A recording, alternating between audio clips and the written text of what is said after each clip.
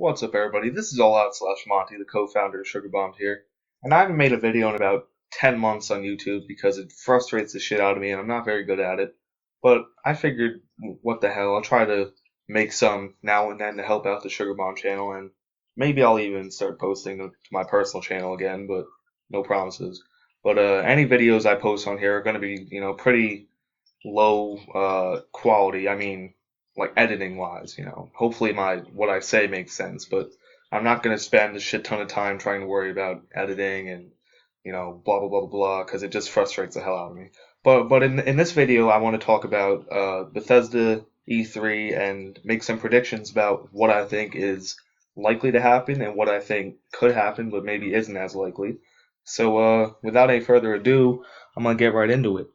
So first off, what I think is definitely going to happen is Bethesda's going to announce the second phase of Fallout 4 DLC, similar to how they announced the first phase, which was three at a time. They announced Automatron, Wasteland Workshop, and Far Harbor, and they gave a month of release for each of them and gave a brief description. Except how I think they'll do it this time at E3 is they'll show a brief teaser trailer for each and talk about each a little bit without giving too much away.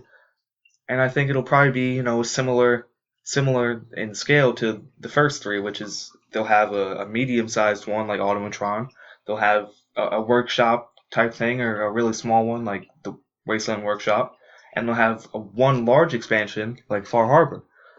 And what those could be is anyone's guess, really. There's been rumors floating around about a Nuka World DLC, which could be anything, maybe a theme park about Nuka Cola. That could be the big expansion, or it could be the medium-sized one. No one's really sure. I've been talking a lot about the need for a Moon DLC, about the Battle of the Sea of Tranquility, which they first originally teased back in July, I think, July 4th. They tweeted about it, and then, it subsequently was in the Concord Museum of Freedom or whatever. So I just think it'd be kind of cool to expand on that, and I think it'd be kind of shitty to just add something that cool sounding to the lore and not expand on it at all. So I think that could be, either the medium-sized one or the big one, but I've also had a lot of people tell me that's a stupid fucking idea and I'm just out of my mind. But, we'll see. Continuing off of expansions and such, Elder Scrolls Online is still a thing. Apparently, people still play that, I think, so they're probably going to want to keep supporting that and bring out some more expansions and content to that. I'm not really sure what it could be because I don't really play ESO and I don't follow it at all, but they'll definitely talk about it somewhat. And then they'll probably have some sort of DLC for Doom, whether it's a single player expansion or a multiplayer map thing or whatever. I'm not sure. Again, I haven't really played Doom yet, so I'm not sure if a single player expansion would even be possible. But they're definitely going to want to support Doom somewhat because it's a pretty successful game. It got pretty good reviews. People really like the single player aspect. So hopefully they can expand on that. Next up is something that hasn't been confirmed officially, and it's not, 100% a certainty, but it pretty much is because the voice actor kind of leaked this game, which is Wolfenstein 2. I'll put a source to that in the description. So this was from September 2015. She said it was still a couple years out then. So that would probably mean that it's not coming out until, early 2017 at the earliest, which would make announcing it at E3 make sense. The next thing that is obviously going to be at E3 for Bethesda is Dishonored 2, which they announced at last year's E3 with I think it was more in-engine footage than actual gameplay.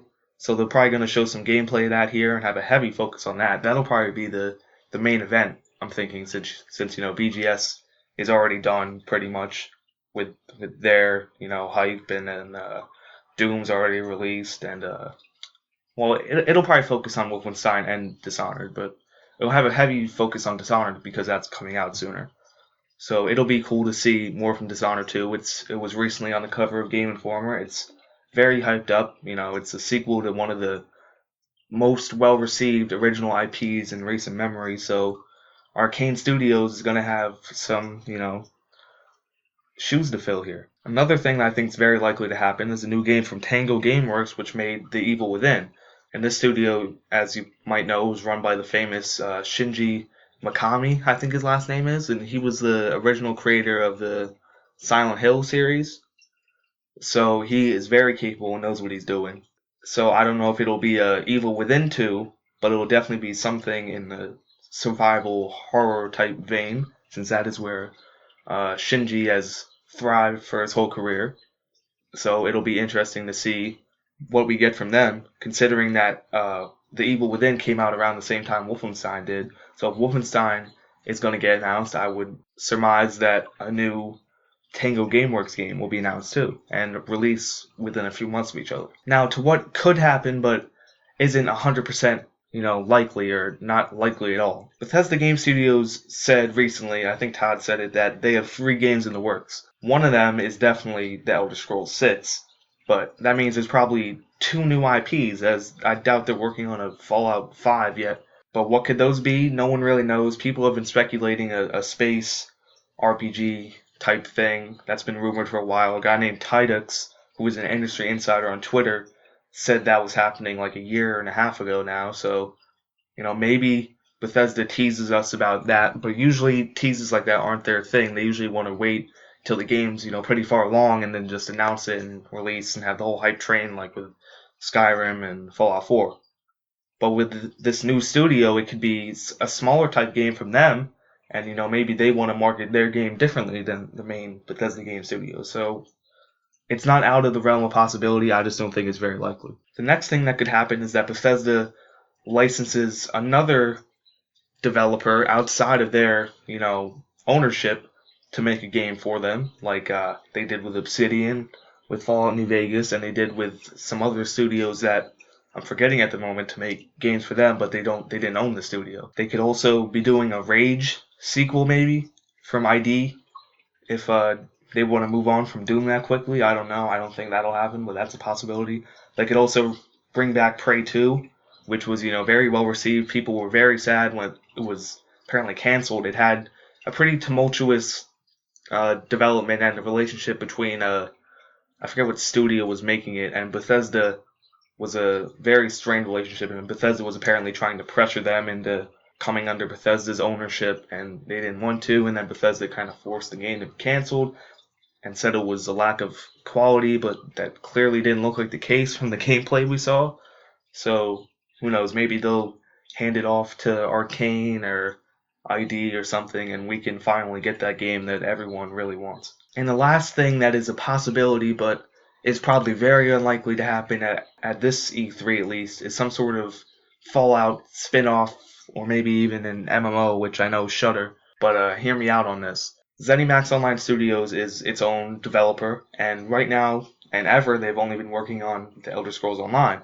Now, ESO is a MMO, and it has a longer lifespan than regular games do, but still, eventually, you'd think they're going to move on from that, and the next logical step for making an Elder Scrolls MMO will be to make a Fallout MMO, which was once in the works before, so it's definitely not out of the question. And given ESO, although it had a pretty shaky reception at first, is doing well now, Bethesda might want to pursue that. Or it could be a totally different thing from a different studio. It could be a New Vegas sequel from Obsidian, but I don't think that's likely because Obsidian, like I've written about, has so much they're working on right now, and they kind of had a strained relationship with Bethesda too over some little squabbles, which weren't huge deals, but it still could be a roadblock to getting another game happening. Or like I've said before, it could be some sort of Telltale game within the Fallout universe. I think that would work very well.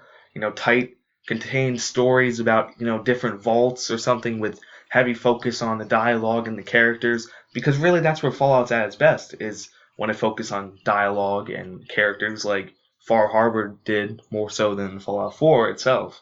So I think that would go very well. Or it could be another studio that we have no idea or never would guess. Maybe it could be In Exile, who makes the isometric turn-based RPGs like Wasteland and is headed by Brian Fargo, who was one of the original creators of Fallout, so who knows. But I don't think that will happen at this E3, as they already have a lot that they're probably going to talk about, including Fallout 4 DLC itself, so they probably wouldn't want to steal hype from and attention from Fallout 4's DLC by announcing or teasing any sort of thing else Fallout related. Except maybe Fallout Shelter. I guess I gotta talk about that too, but whoop-de-doo. Yeah, so that's about all I have to say about Bethesda's E3 conference. It's on June 12th at 7 p.m. I think it'll be another great event. It'll be very fun to watch.